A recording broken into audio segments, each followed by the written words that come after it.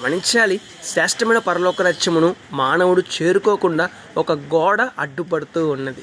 ఏమిటి ఆ అడ్డుపడే గోడ అంటే అదేనండి పాపము. ఏమిటి ఆ అడ్డుగోడ అనంటే అదేనండి పాపపు కార్యాలు. ఏమిటి ఆ అడ్డుగోడ అనంటే అవేనండి దేవుడు అసహించుకునే కార్యాలు. ఏమిటి అడ్డుగోడ అంటే అవేనండి దేవునికి కోపం తెప్పించే కార్యాలు. ఏమిటి అడ్డుగోడ అవేనండి దేవుడు చెయ్యొద్దు అన్న కార్యాలు. అవే చెడు కార్యాలు. ఇప్పటికైనా మన జీవితాన్ని మార్చుకుందామండి.